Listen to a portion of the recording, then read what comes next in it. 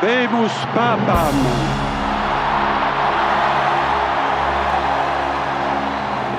Magandang tanghali po. Oras na para sa maiinit na balita. May bagong Santo Papa na ang Simbahang Katolika. Si Cardinal Robert Francis Prevost mula sa USA na pinili ang papal name na Pope Leo XIV. Kauna-unahan siyang Amerikanong Santo Papa sa kasaysayan.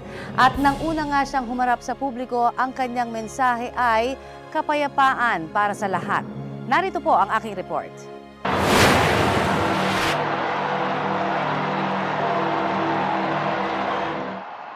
Habemus Papam.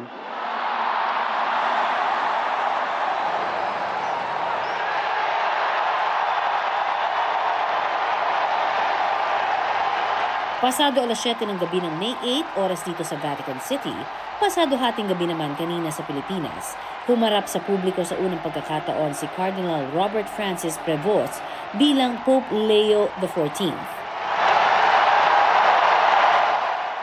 La pace sia con tutti voi. Sa edad na 69, si Pope Leo XIV ang unang Amerikanong Santo Papa at una ring Augustinian Pope. Sa kanyang unang pagharap sa publiko, inalala at pinasalamatan ni Pope Leo XIV si Pope Francis.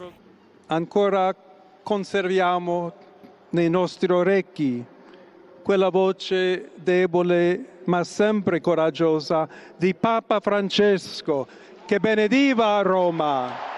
Il Papa che benediva Roma dava la sua benedizione al mondo intero quella mattina del giorno di Pasqua. Grazie a Papa Francesco. Bago maging Pope Leo XIV, tahimik at pribado ang buhay ni Cardinal Prevost at bihirang magpaunlak ng panayam. Bagaman tubong Chicago, Illinois sa Amerika, mas matagal siyang nagsilbing pari at misyonaryo sa Peru na naging malapit sa kanyang puso. A todos aquellos, en modo particular a mi querida diócesis de Chiclayo en el Perú, donde un pueblo fiel ha acompañado a su obispo, ha compartido su fe. Sa isang dating panayam kay Pope Francis, tinukoy niya si Cardinal Prevost bilang palakaibigan, praktikal at may malasakit sa mahihirap. Pareho rin silang committed sa social justice issues.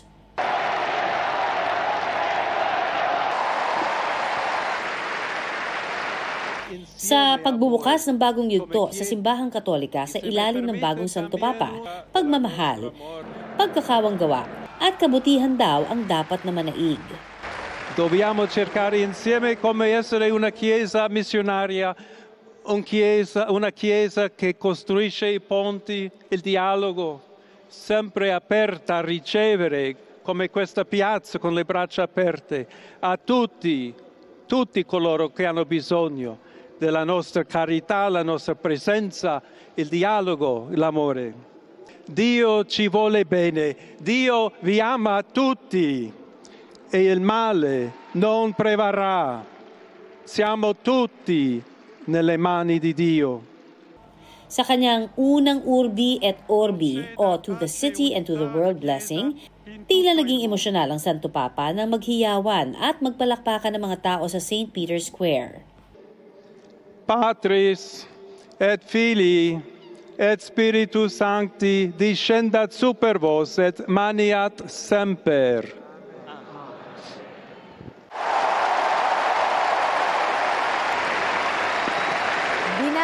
Ni US President Donald Trump at US Vice President J.D. Vance ang kanilang kababayang Santo Papa na si Pope Leo XIV. At sabi nga sa Facebook, sinabi ni Trump na isang malaking karangalan sa kanilang bansa na Amerikano ang bagong Santo Papa. Inaabangan daw ni Trump ang pagkakataong makita ng personal si Pope Leo XIV. Sabi naman ni US Vice President J.D. Vance, tiyak na maraming Katoliko ang magdarasal para sa tagumpay ni Pope Leo XIV bilang leader ng Simbahang Katolika. Marami pa tayong update mula po rito naman sa Vatican at maya-maya lamang ay ihahatid ko yan.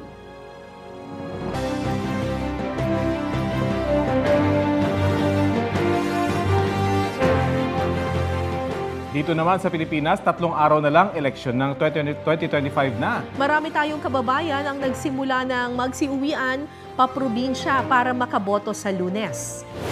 Sa Parañaque Integrated Terminal Exchange, madaling araw pa lang kanina, siksikan at mahaba ng pila ng mga pasahero sa terminal. Ang iba, ilang araw na naghihintay sa terminal. Pero wala pa rin umanong katiyakan kung makakabiyahe ngayong araw. Ayon sa pamunuan ng PTEX, halos 25,000 ang mga pasahero sa terminal as of 7 a.m. Nagbubukas naman daw sila ng extra trips para matugunan ng dami ng mga pasahero. Ngayong araw, nagdagdag na sila ng 15 biyahe na pa Bicol at isa pa Visayas at Mindanao. Paalala mga kapuso, simula sa darating na linggo, May 11, epektibo na po ang liquor ban sa buong bansa. Magtatagal yan hanggang matapos ang araw ng eleksyon, May 12. Kahapon, nag-deploy ng mga tauhan ng PNP para magbantay nito. Bukas naman, Sabado ang huling araw ng campaign period o pangangampanya ng mga kandidato. Habemus Papam.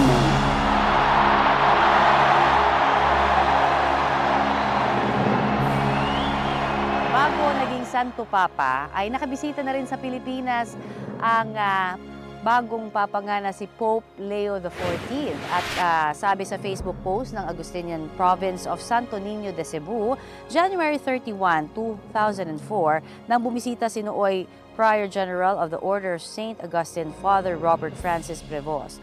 Pinangunahan ng ngayoy Santo Papa ang pagbabasbas sa Santo Niño de Cebu Parish, Friary sa Talisay, Cebu. Kwento rin ng isang Pilipinong pari sa GMA Integrated News, nakapagmisa na rin dati sa San Agustin Church sa Maynila noong 2010 si nooy Father Prevost. Ilang posisyon ang hinawakan ni Pope Leo XIV bago naging Santo Papa. Kabilang dyan ang pagiging Prior General ng Order of St. Augustine o ang religious order ng mga Agustinong pari. Makakapanayam natin ngayon ang isa sa mga Pilipinong pari na nagkaroon ng close encounter kay Pope Leo XIV, si Father Jonas Mejares. Magandang tanghali po and welcome sa Balitang Hali, Father Jonas. Magandang tanghali po sa inyo lahat dyan. Father Jonas, paano po kayo nagkaroon ng close encounter with Cardinal Robert Francis Prevost? Okay, first of all, we belong to the same order. Oh, Agustinian. Agustinian, oo. Yeah, he visited the Philippines, or he came here for around 4 or 5 times. But what's clear in my mind was he was here in 2002, 2004, 2008 and 2010 actually. Opo. Every time nandito siya, meron kaming tawag nito, is either provincial chapter or intermediate general chapter. Is an assembly of Augustinians actually.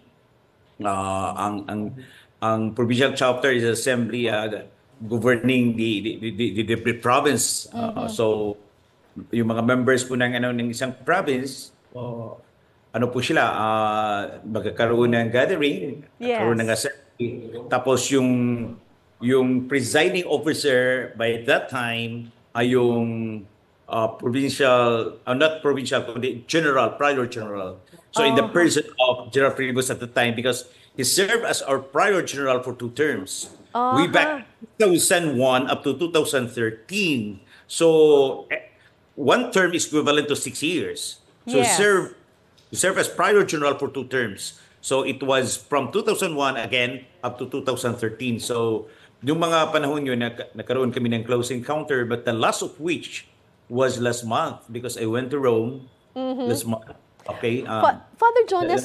Father Jonas, if I may interrupt, nabasa ko po kasi yung inyong Facebook post. At sinabi niyo po doon na parang sa unang tingin, iisipin mo na may pagka-stricto itong si Pope Leo XIV. Pero ang sabi niyo, he's actually very cool. Why did you say those things po? Yeah, very cool, very approachable. Kasi yung postura kasi niya, yung profile niya, akala mo ganun. But when you talk to him, napakabait po, napaka-approachable. Really? But ang masabi ko sa kanya, he is a man of few words, but he speaks with precision talaga.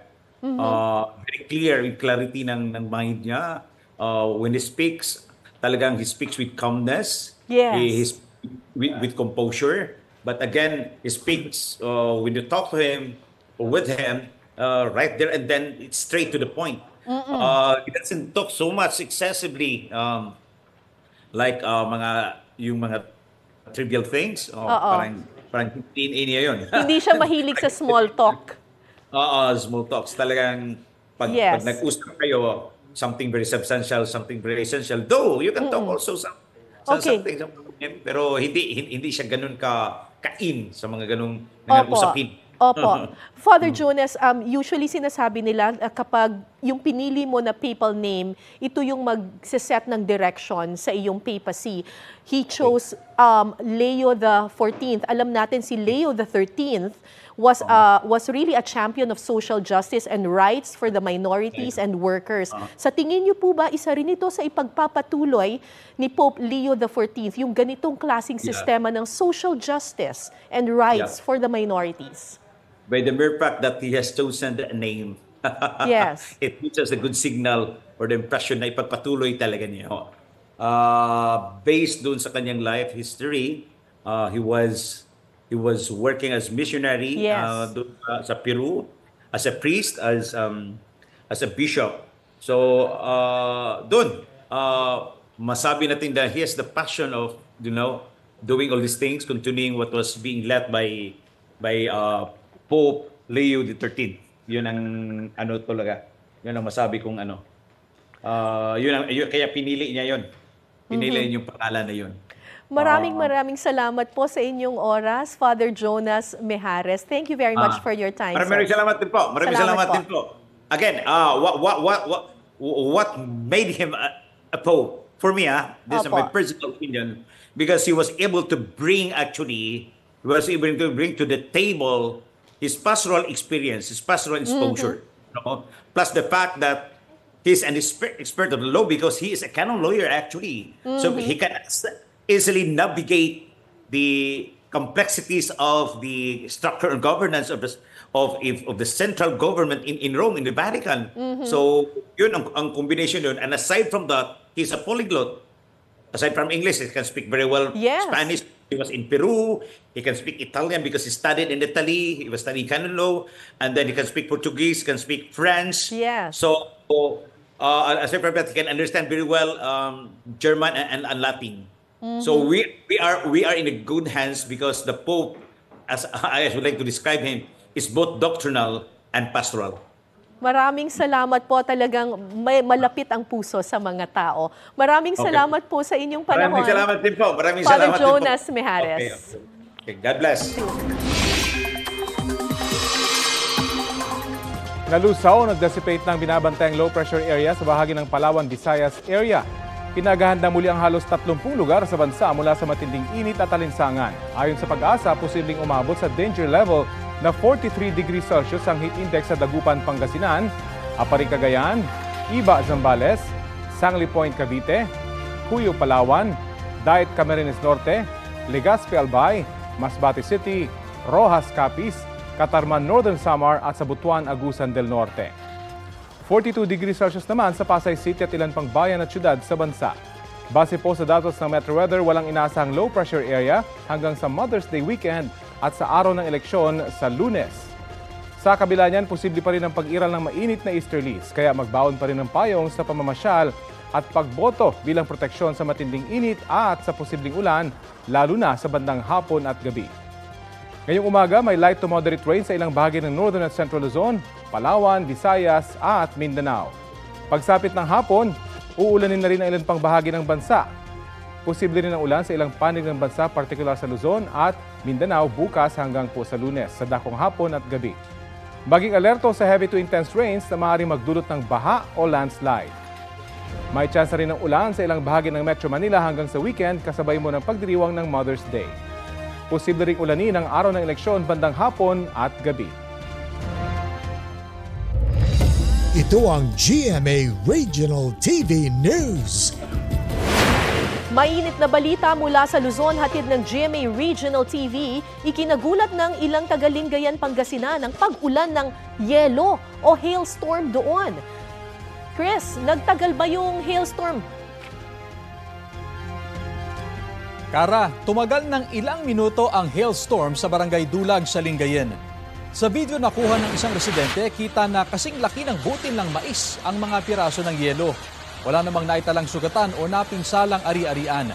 Ayon kay Pag-asa Station o Dagupan Station Chief Meteorologist Jose Estrada Jr., normal na nangyayari ang hailstorm tuwing may thunderstorm, lalo na kung mainit ang panahon. Posible para maulit yan sa mga susunod na araw dahil nakapagtatala pa rin ng mataas na temperatura ang probinsya. Habemus Papam.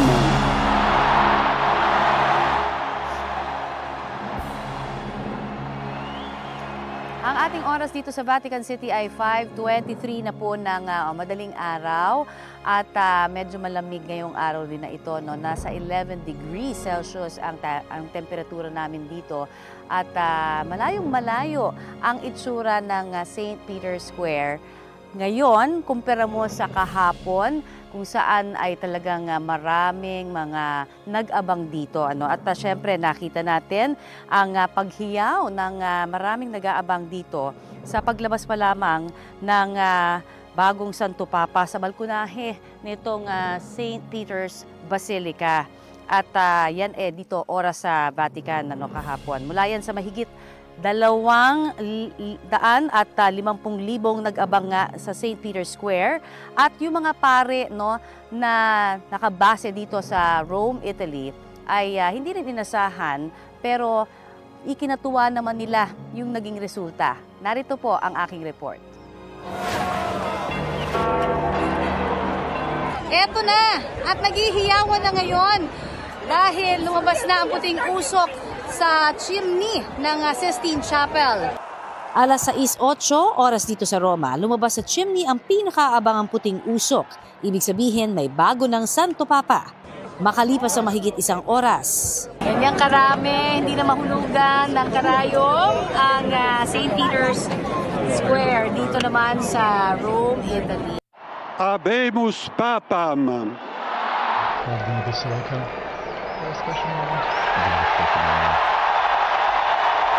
Marami ang nagulat sa pagkakahalal sa pinakaunang Amerikano bilang Santo Papa. I think everybody's in shock. I mean, we weren't expecting this. It's so amazing. I'm so grateful. It's just such a blessing. I don't know, Leah. I was supporting it. Seems a good person. Very happy. Very happy. Here for the historic moment. And you're happy about that? We'll see. Yes. Okay, thank you. Prove himself. Maging ang ilang pari, di rin daw inasahan. Pero ikinatuwa naman nila ang resulta. Ang kanilang rule is humility, humility, humility. So talagang being humble is one of the marks of an Agustinians. Dagdag pa ni Father Ezekiel, tulad ni Pope Benedict XVI, nakuha ni Pope Leo XIV ang 2/3 vote sa ika-4 na botohan. Naniniwala naman si Father Greg ng Pontificio Collegio Filipino, may pagkakahalintulad man kay Pope Francis sa mga pananaw ang bagong Santo Papa, di dapat ikumpara ang dalawa. Bawat po, of course, lahat sila patuloy ang mission ni Jesus. Kahit sila naman yung po, universal pa rin tayo. Nagkakaisa rin ang mga nakausap kong pari. Iba't iba man ang kanilang pinanggalingang religious order na dapat suportahan ng lahat ang bagong Santo Papa. I guess the church must go forward. Kung ano yung mas kinakailangan ng simbahan. May kasabihan tayo na Ecclesia Semper Reformanda. The church always reforms. No? The church always changes. Kasi buhay siya eh. Matapos mapili ay ilang mga aktibidad ang ginawa ng bagong Santo Papa at kabilang po dyan ang pagdarasal na mag-isa sa Sistine Chapel at sinalubang din siya at pinalakpakan doon ng iba pang mga kardinal. At si Pope Leo XIV ang ika-267th na Santo Papa ng Simbahang Katolika at kauna-unahang Santo Papa mula sa USA. Ito ang GMA Regional TV News.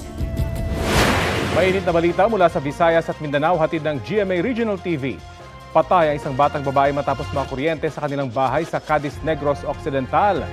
Cecil, paano nangyari yon? Rafi, nagsasasak daw ng charger ng cellphone ang batang 6 na taong gulang nang makuryente. Ayon sa tatay ng biktima, nasa bahay sila noon at nakita niyang may hawak na cellphone ng anak. Bigla raw isinaksak ng bata ang charger ng cellphone sa outlet. Pero nadikit daw ang daliri ng bata sa bakal na bahagi ng saksakan. Dinala pa sa ospital ang biktima pero hindi na nasagip.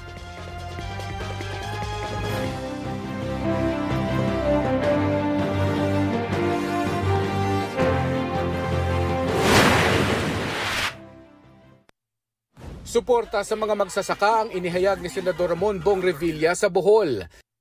Batas para sa transportasyon ang ipinangako ni Congressman Bonifacio Bosita sa Laguna. Nakipagdialogo si Teddy Casino. Dekalidad na serbisyong panlipunan ang isinulong ni Congresswoman Franz Castro.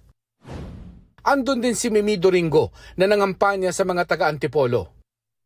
Batas para mapangalagaan ang likas na yaman ng bansa ang nais ni David De Angelo. Pagkakaroon ng Department of Disabilities ang iminumungkahi ni Attorney Angelo de Alban. Sa Muntinlupa, nag-ikot si Senador Bato de la Rosa. Programa para sa mga kabataan ang isa sa tututukan ni Senador Bongo. Eviction moratorium during disasters ang isusulong ni Senador Lito Lapid. Libreng maintenance medicine ang itinulak ni Mayor Abby Binay sa Cavite. Pagtutok sa edukasyon ang nais ni Pia Cayetano na nagtungo rin sa Cebu.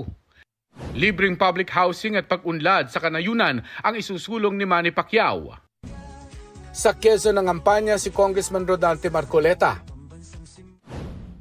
Aumento sa sahod ang itinulak ni Liza Masa sa Quezon City. Pagpapababa sa presyo ng pagkain ang isa sa advokasya ni Kiko Pangilinan.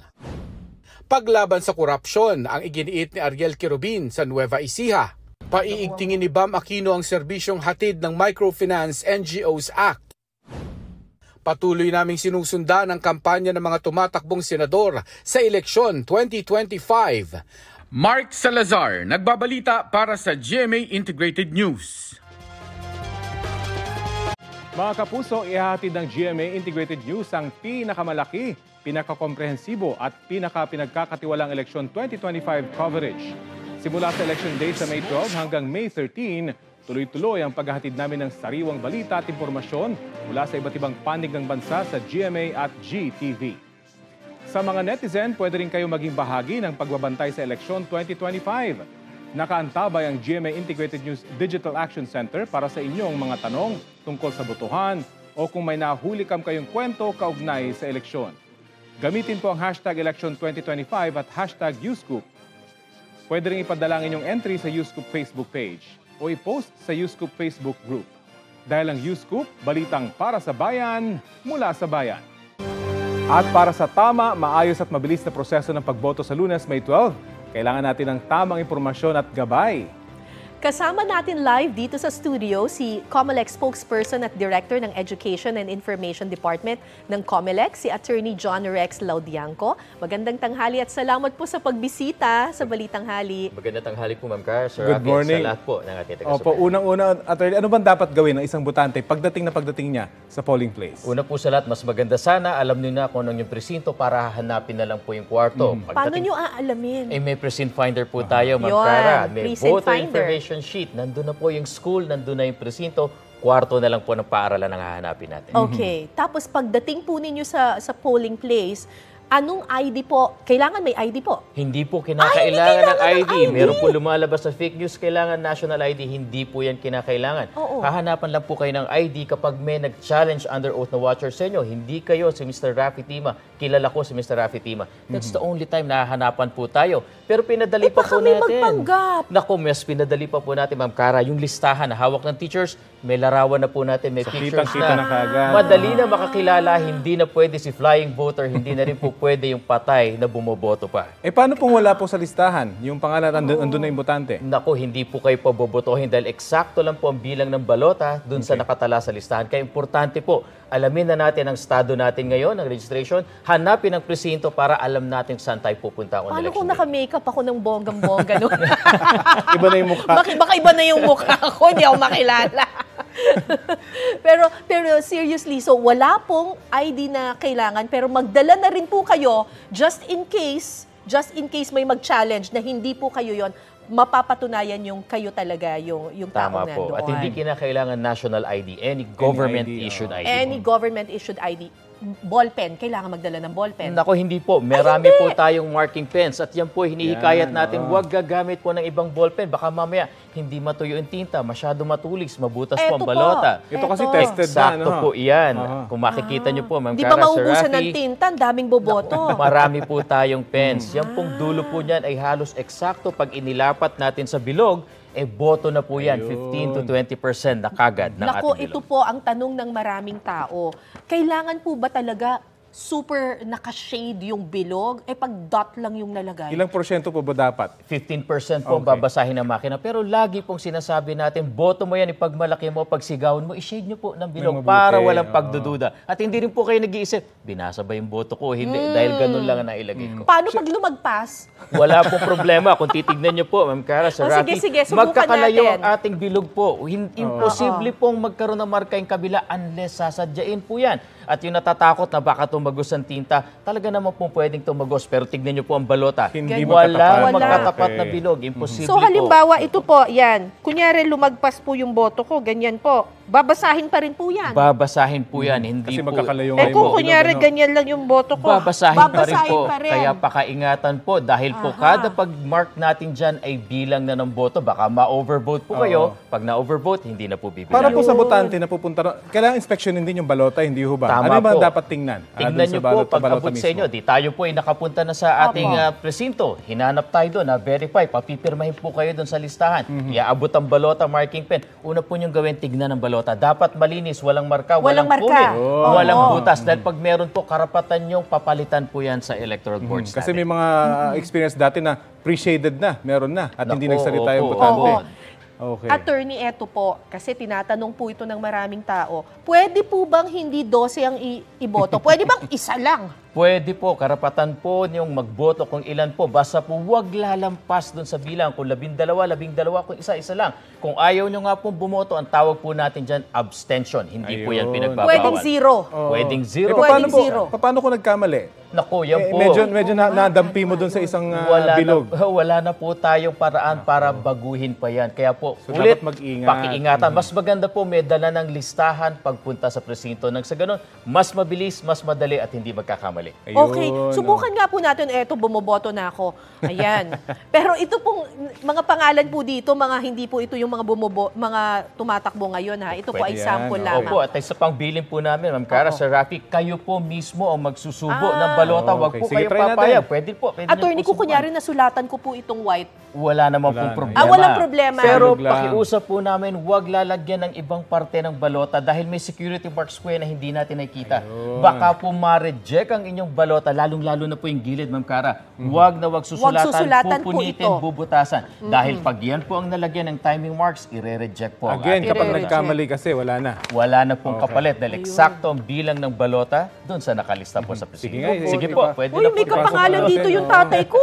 Teka, okay. So ano pong gagawin ko? Dito po. Opo, 4 na orientasyon po. Pwede pong pag ganyan ang inyong pagboto, pwedeng Pag ganito or pabaligtad. pag ganito. 4 na orientasyon po yan. Sige po, subukin nyo. Mga sa anumang kapuso, ang orientasyon. maganda po ngayon sa ating automated counting machine ay meron ng scanner.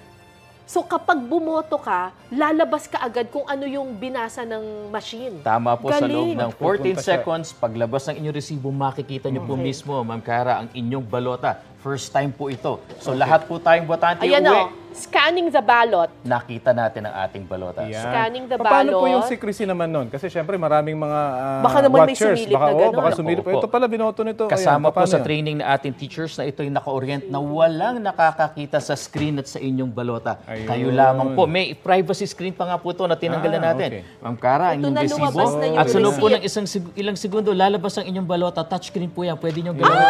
Social! May 15 seconds po kayo sa page 1. Galawin nyo po. Nakita nyo kung Ang paano nyo galing! namarkahan. Pagkatapos po ng 15 seconds, lilipat po yan dun sa likod, yung party list page. Meron naman po kayong 5 segundo para doon. Ayan na po. So again, security feature po ito dahil lang nagsasabi nung iba, baka naman yung binoto ko, hindi nyo yung binasa. Tama so ito po. dito nyo makikita na yun talaga. Makikita Kung ano nyo yung po. pinasa nyo.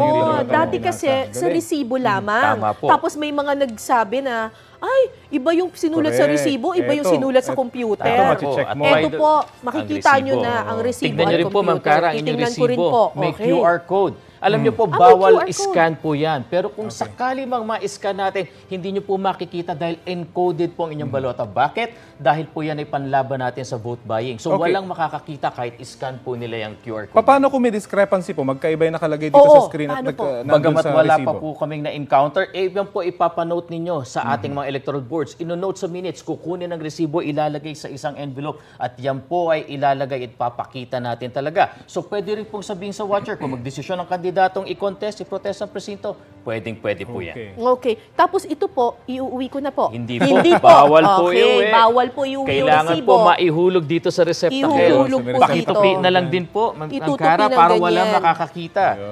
Dati po yung ating receptacle, ordinaryong ballot box o karton. Ngayon po, meron na tayong receptacle. So para po sa mga botante, ganito po talaga, tama ba? Ang election return po natin. So pagkatapos po ng halalan, tayo nakaboto na alas 7 ng gabi, una pong mangyayari, ilalabas, ipiprint ang election return. Kung makikita nyo rin po ang QR code, meron po.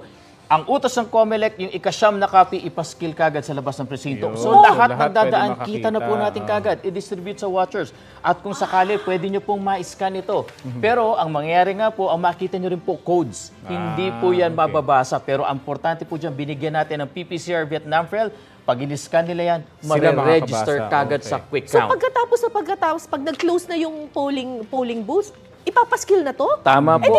Alam mo na kung doon sa presintong yon kung sino nanalo. Tama po kayo. At yun po yung purpose natin. Huwag pong maniwala. Kita nyo kami nakaboto, hindi nakakabit sa internet. Hawak ko po yung ating internet. Hawak ko po yan. So stand-alone siya. Stand-alone po at transmission lamang po ito. At isa pa, bago po tayo mag-transmit, katulad po ng gagawin natin dito, pagkatapos po mag-generate ng resulta, naka-imprenta na ng election returns. Nakapaskil na, may hawak na tayong lahat. Ang purpose nun, pwede nating ma-check. Kita nyo po, tsaka pa lang po tayo tatanungin kung makapagtatransmit. Do you want to transmit? May hawak na po tayong election returns. That's the only time. So hindi po totoo na nakakabit sa internet maghapon. Paano po kapag walang internet? Ay, meron po tayong Starlink devices, 8,000 Starlink devices po nakakalat sa buong Pilipinas. Siguraduhin lamang, mula dulo hanggang dulo, makakatransmit po tayo. Bagamat tinest na po itong mga makina, paano kung hindi kinain yung balota? Yun! Kung hindi po kinain, ang reason po niya, nireject ang balota. Yes. May problema, maaring spurious o kaya peke yung balota na ginamit. So ito po kukunin ng electoral boards, mamarkahan na reject, ilalagay sa ating po minutes at doon sa envelope. Ipapasok din po sa loob ng sagayong pagsumite sa COMELEC, pwedeng iprotesta po yan. Makakaboto ka ulit. Naku, hindi na po.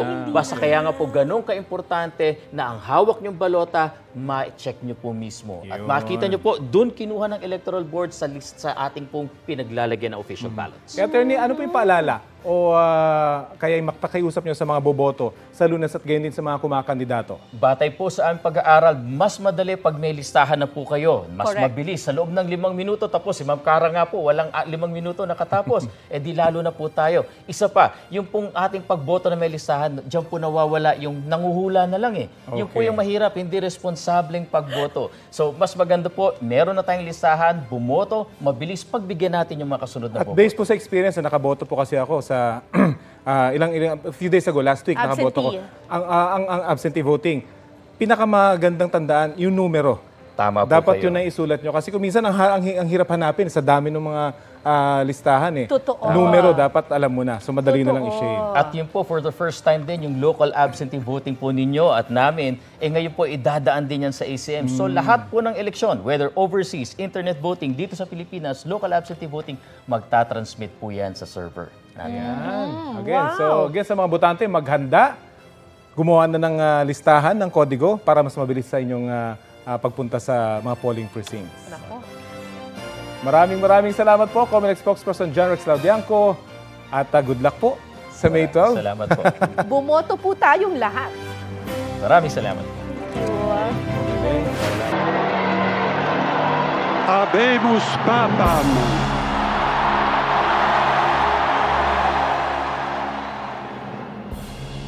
In illo uno unum o lahat tayo ay iisa kay Hesukristo. Yan po naman ang episcopal motto ni Pope Leo XIV na hango sa sermon ni St. Augustine. Yan din po ang mga salitang ilalagay sa kanyang coat of arms.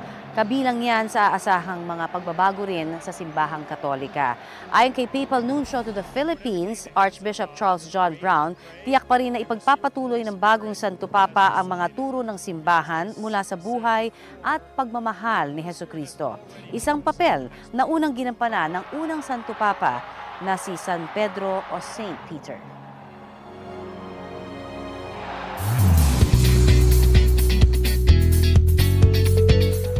Happy Friday mga mare at pare! One lucky fan, si Asia's multimedia star Alden Richards matapos ma-meet up close and personal ang isa sa kanyang mga idolo. Yan ay si Hollywood superstar Tom Cruise. Nagkita sila sa South Korea para sa red carpet premiere ng pelikula ni Tom na Mission Impossible: The Final Reckoning. All smiles si Tom habang ka-shake hand si Alden. Chika sa akin ni Alden via Instagram, sinabi niya kay Tom na siya ang reason and inspiration kung bakit wala siyang stunt double sa kanyang action scenes. Binanggit din ni Alden na si Tom ang rason kung bakit gusto niyang maging Philippine Air Force Reservist. Bago umalis pa South Korea, may sinabi ring wish si Alden. I look up to Tom Cruise being one of the best action stars of all time. Nilook up kong traits niya is his work ethics and how he does his stunts by himself. Hopefully one day I can be like him.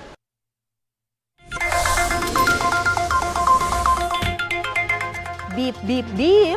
Good news para sa mga motorista, may rollback ulit sa mga produktong petrolyo sa susunod na linggo. Sa estimate ng Oil Industry Management Bureau ng Department of Energy, base sa 4-day trading, 1 peso hanggang 1 peso and 35 centavos ang nakikitang bawas presyo sa kada litro ng diesel. 30 hanggang 75 centavos naman sa gasolina, habang 1 peso and 30 centavos hanggang 1 peso and 45 centavos sa kada litro ng kerosene. Yan ang magiging ikalawang magkasunod na linggo ng rollback. Isa raw sa mga posibleng dahilan ng pagbaba ng presyo ang desisyon ng Organization of the Petroleum Exporting Countries o OPEC Plus na magdagdag ng produksyon sa susunod na buwan.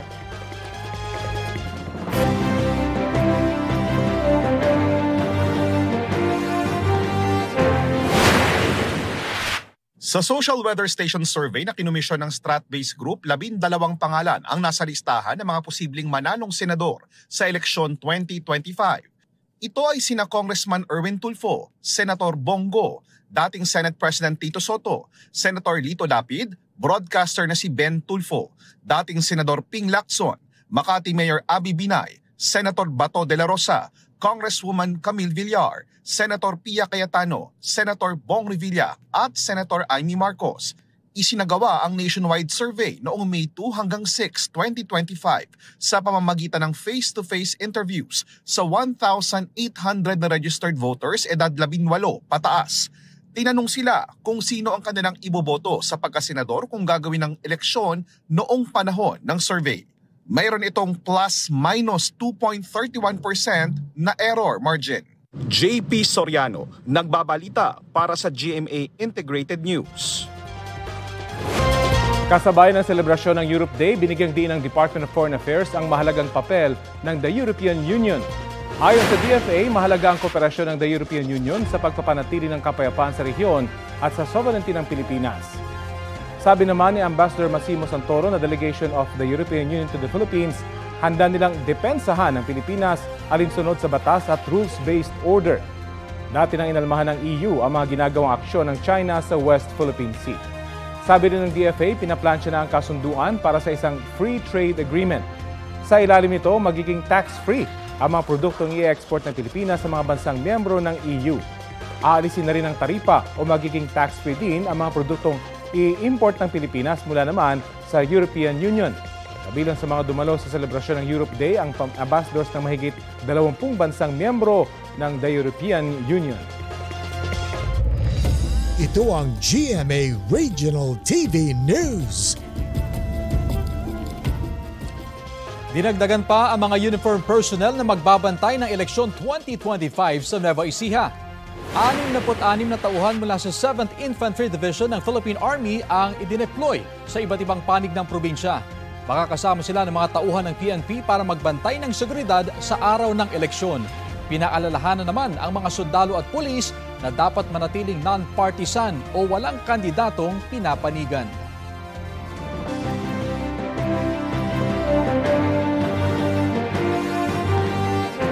Mga kapuso, alamin na ang inyong presinto para mas madali at mas mabilis kayong makakaboto sa Lunes.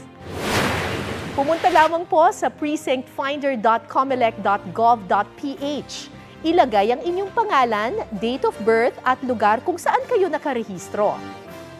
I-check at baka iba ang inyong voting center kumpara nung nakaraang eleksyon. Malalaman nyo rin kung active pa ba ang inyong voter status. Kung may mga tanong o problema, pwede nyo pong i-contact ang election officers sa inyong lugar. At kung wala pa kayong listahan ng mga iboboto, pwede ninyong gamitin ang GMA My Código. Sa Lunes na po ang eleksyon 2025, buo na ba ang inyong listahan para sa mga iboboto nyong kandidato? Magkakaiba man sila ng katangian, magkakaiba ng plataforma, pero desisyon pa rin natin bilang mamamayan kung sino ang ating pipiliin. Ano nga ba ang hinahanap nyo sa mga nanliligaw na kandidato? Narito ang report. Tad-tad na mga poster, sa bakod, sa gate, pati sa mga poste at maging kawad ng kuryente. Kahit sa bawal na lugar, sige lang, basta't makapang-akit na mga botante. Bukod dyan, marami pang iba't ibang gimmick para makapagpakilala at makapanligaw ng boto ang mga kandidato. Yung mga kandidato, tila ang kanilang pag-akit sa mga botante, sumasayaw na lang, halimbawa, o kumakanta. So yung mga pangangampanya, it becomes an entertainment, no? Parang showbiz type entertainment. Ang ating halalan kasi hindi masyadong issue-centric, no? Na nasa inaiisang tabi yung halimbawa, yung national issue. Isa kasi sa mga nakikitang dahilan ng ilang election watchdogs kung paano nananalo ang mga kandidato. Name recall. Iba't iba ang factors para manalo ang isang tao or isang personalidad. Pero lagi importante na magpakilala ang isang tao. Either artista, influencer, or parte sila ng isang political family na matagal na sa politika at eleksyon sa Pilipinas. Ang daming recycling sa ating halalan. Yung mga pangalan ng mga liderato natin at ng mga kandidato, palagi na lang nare-recycle. Bakit pare-pareho na lang ang mga taong tumatakbo? Ngayong eleksyon, ano ba ang hinahanap ng mga botante sa mga kandidato? Hinahanap ko po sa isang kandidato yung matino, tapat at may paninindigan. Yung mapagkakatiwalaan po sana natin at yung totoo sa mga sinasabi niya po, hindi lang po sabi-sabi, dapat ginagawa din po. Yung sinusunod niya yung mga plataforma niya, yung may isang salita. Kailangan yung maayos na politiko, walang kurakot.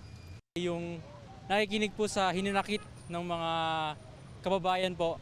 Unang-una po yung character. Siyempre po yung past, yung background po ng mga educational, yung ganun po. Yung nasa magandang serbisyo, yung nakikita nating magandang performance niya at saka hindi yung maraming publicity.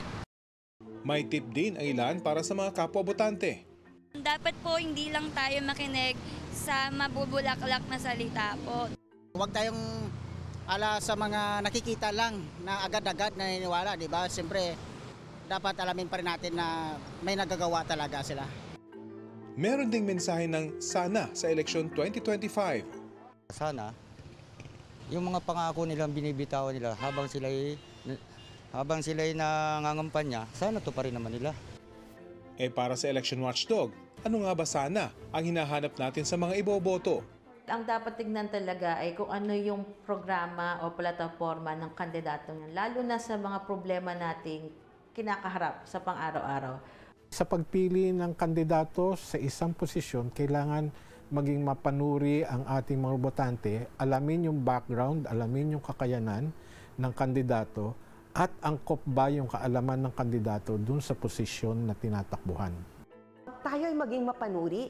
Huwag na lang personalidad ang tignan natin. Tignan natin kung ang kandidato at tayo ay makadiyos, matapat, matulungin, masipag, makabayan at mapanuri. At magalang. Magkakaiba man tayo ng hinahanap sa mga kandidato, hindi man pare-pareho ang mga suliranin na nais nating unahin ng mga nakaupo sa pwesto.